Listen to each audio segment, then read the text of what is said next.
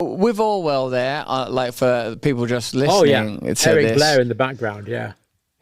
I'm guessing he's an atheist. You know, he certainly was. How he was a staunch socialist earlier in life, wasn't he? The reason is in the United Kingdom now, there's a whole range of things you're not allowed to talk about, not just on YouTube, just generally. And,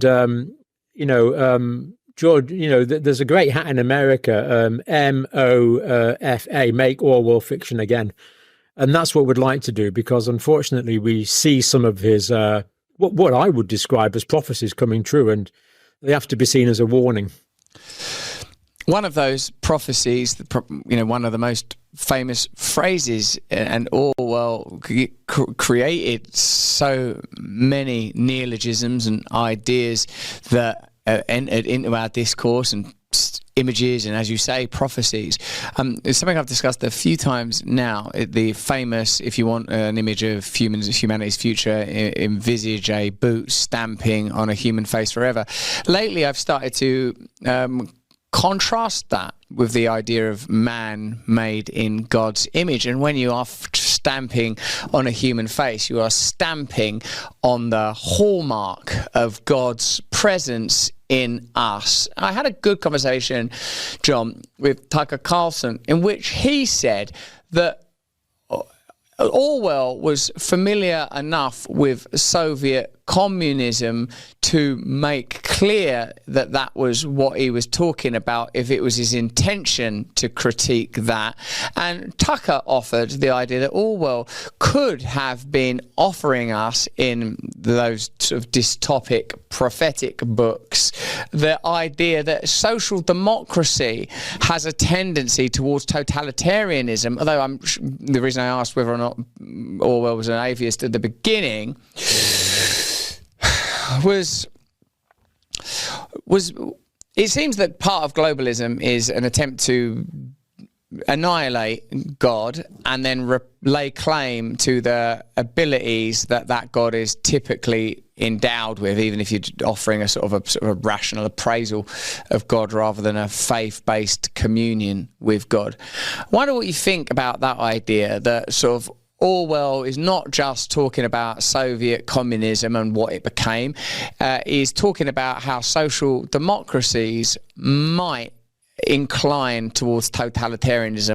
And given what we've experienced in the last sort of 5-10 years, certainly in the sort of pandemic and post-pandemic era, it seems that totalitarianism was and is in our country being brought about not by 20th century style charismatic strongmen, as the critiques of Trump suggested, but in fact by a kind of technocratic, Orwell-esque, Orwellian, Huxley-esque, sort of Kafka-esque kind of managed tyranny, where we're sort of all doped up on soma, baffled, uncertain about what's real and what to believe in and what to say, a kind of a state of bewilderment. And I wonder what you think of the significance is of Orwell's writing with regard to social democracy rather than just sort of state communism, and the sort of poignance and significance of the boot stamping on the human face, and whether or not you consider that to be a sort of an image of desacralization and the profaning of our relationship with God.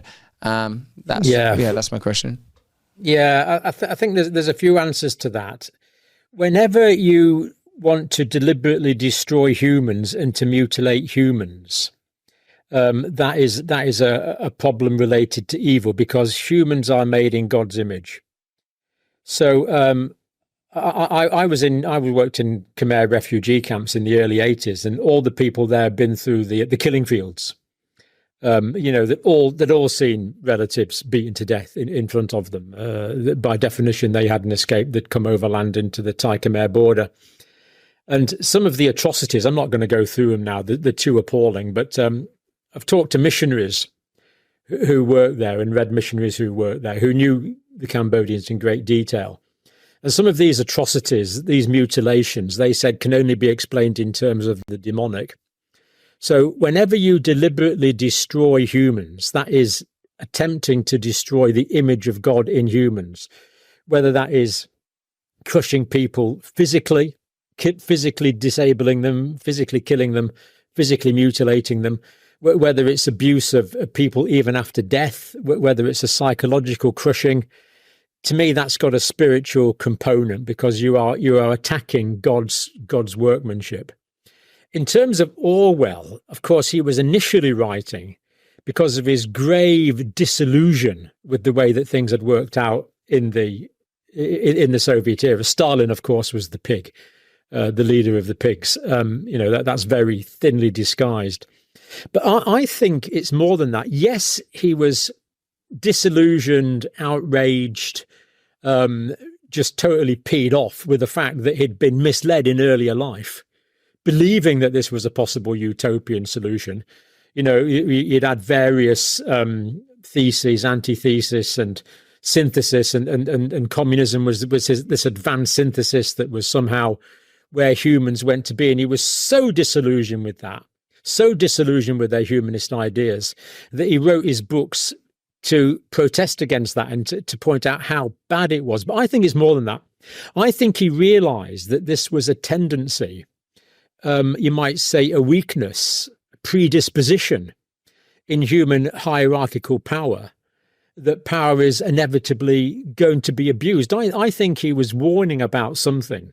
Yes, he was having a whinge, if you like, about the Soviet era, but he realized that this is an intrinsic risk in humanity. And hey, people, look out for this. George Orwell, when he wrote 1984, in 1948, he died in 1952 from tuberculosis. He went to a Scottish island to shut himself away. And he just sat there and wrote this book. It's something he felt he needed to do before he died. And look how right he has been. It was a warning. He saw the risks of power. He saw the risks of control.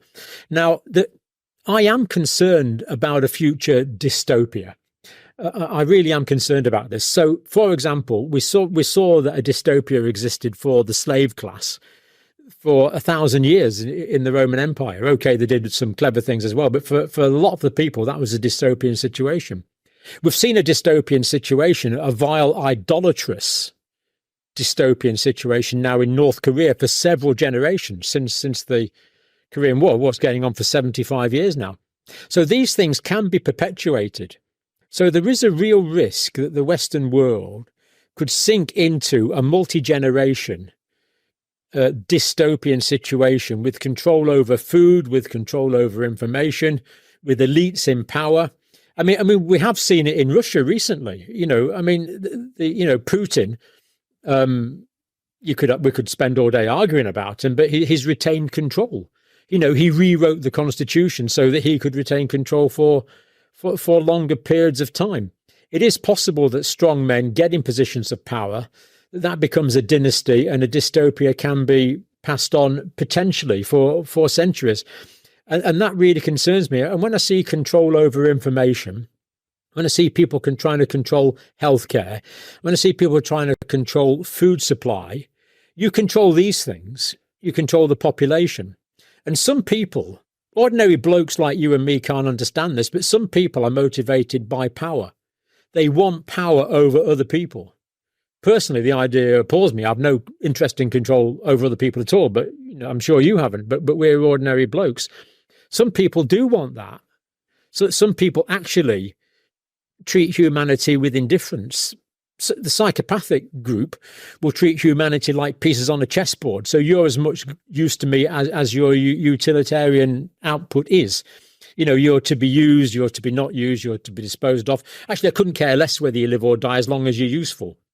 But you get some people that are actually anti-humanity. They are actually evil and seek the destruction of human beings. And I think Orwell was warning us about that. And when you can combine that with warnings from Scripture as well, we do see that dark times are going to be ahead. But we also know that God will cut those days short, and God will put limits on the amount of evil that can be perpetrated on the people that he loves that are made in his image. Beautiful.